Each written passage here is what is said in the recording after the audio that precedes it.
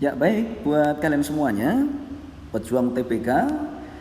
Tadi saya dapat pertanyaan dari beberapa siswa yang pernah membaca soal tentang asimptot tegak, asimptot datar, bingung ya.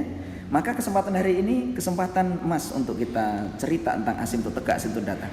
Saya kasih tahu bahwa asimptot tegak itu ini, jadi kalau ada suatu fungsi, saya katakan, jadi kalau ada suatu fungsi, asimptot fungsinya adalah bentuk pembagian, disebut asimptot tegak, itu adalah garis yang tidak pernah dipotong ya.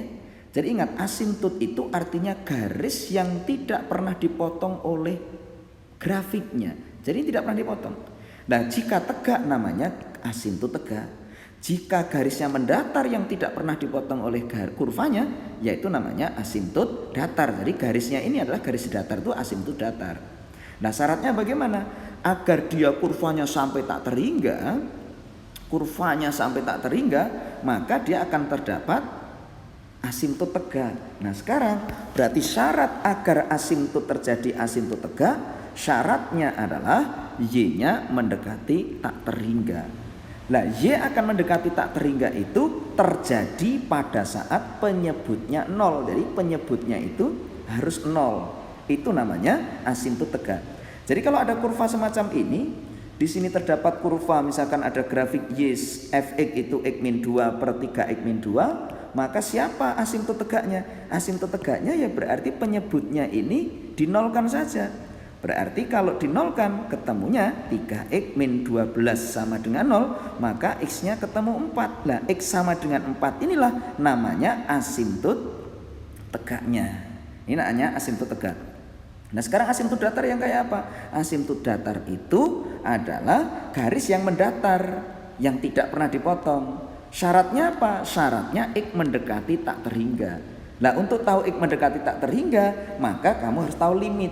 Limit x mendekati tak terhingga, jika pangkatnya ini sama, maka cukup dilihat koefisien saja. Itulah hasil dari asimptotnya. Sehingga soal kayak gini, fx ini maka kita dapatkan asimptot datarnya yang kita lihat pangkatnya saja. Ya, karena ini cukup limit x mendekati tak terhingga. Nah, sehingga kamu ambil karena pangkatnya sama, maka asimptot datarnya adalah depannya ini. Jadi 1/3. Itu ya. Nah, bagaimana kalau soalnya nanti pangkatnya tidak sama? Maka jika pangkatnya itu tidak sama, maka yang dilihat pangkat tertingginya. Kalau yang atas lebih besar daripada yang bawah, hasilnya adalah tak terhingga. Jadi tidak ada. Jadi kalau tak terhingga, maka tidak ada asimptot, ya, tidak ada asimptot datarnya, ya, tidak ada asimptot datarnya. Tapi kalau misalnya yang pangkatnya yang atas kok lebih kecil daripada yang bawah, maka dia punya asimptot datar, yaitu asimptot datarnya sama dengan 0. Nah, sekarang kita coba soal ini, saya berikan contoh. Terjadi kayak gini, kita akan cari dulu nih asimptot tegak. Apa itu asimptot tegak? Asimptot tegak berarti penyebutnya dienolkan. Berarti x-nya kita dapatkan plus minus 1. Jadi asimptot tegaknya ada 2, x-nya plus minus 1. Sekarang asimptot datarnya bagaimana? Kita lihat. Oh, asimptot datar itu adalah limitnya.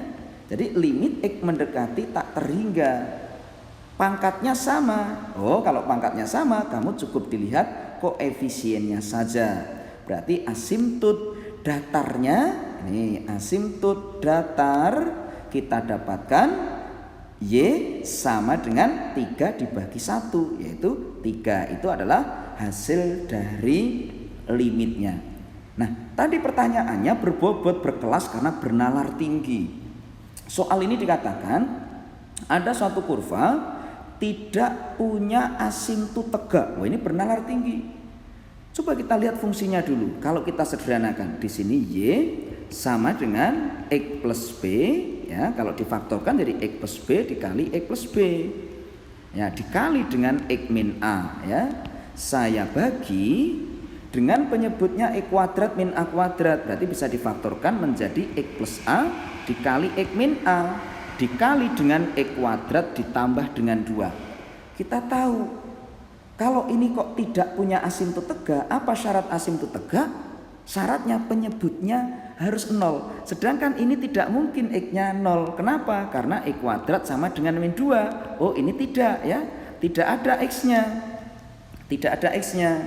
Ini kalau di sini bisa dicoret dengan ini ya. Berarti tinggal X plus A. Nah, ini asimptot tegaknya berarti X sama dengan min A. Itu asimptot tegaknya. X sama dengan min A. Karena yang diinginkan tidak mempunyai asimptot tegak, berarti ini harus bisa dicoret dengan atasnya. Nah, agar bisa dicoret, maka apa syaratnya? Syaratnya berarti A-nya harus sama dengan B-nya. Biar bisa dicoret, maka syaratnya agar dia tidak punya X sama dengan, berarti kesimpulannya X-nya itu harus, A-nya itu harus sama dengan B-nya. Karena dengan A sama dengan B, maka bisa dicoret. Ya. Nah, ya sekarang kita dapatkan A sama dengan B, masukkan ke persamaan sebelahnya. Sehingga kita dapatkan Y-nya, ya, A-nya diganti B boleh, B-nya diganti A boleh, ya. Kalau A-nya saya ganti B, maka akan kita dapatkan B ditambah dengan 2B X kuadrat min 7B. Saya bagi dengan kalau A-nya saya ganti dengan B, berarti B dikurangi 2B X kuadrat ditambah dengan 7B. Maka kita dapatkan Y sama dengan 3X kuadrat min 7B. Yang bawah adalah min, ya. Ini 3B ya, berarti min B X kuadrat plus 7B. Nah, pertanyaannya adalah soal ini tentukan asimptot datar. Asimptot datar itu hasil dari limitnya. Limit X mendekati tak terhingga dari persamaan ini. Nah, karena pangkatnya itu sama, maka otomatis ini merupakan hasil dari limitnya. Sehingga hasil dari limitnya adalah Y sama dengan 3 per min 1, yaitu nilainya min 3. Berarti ini merupakan asimptot datarnya, sehingga jawaban di sini merupakan jawaban yang D. Demikian pemaparan terkait dengan asimptot datar, asimptot tegak. Jadi sangat mudah sekali. Maka cukup Anda kuasai konsep datar, konsep dasar penalarannya, ya. Jangan lupa, semoga sukses UTBK-nya. Ini ya. Jangan lupa, yuk like, comment dan subscribe-nya ya. Ini.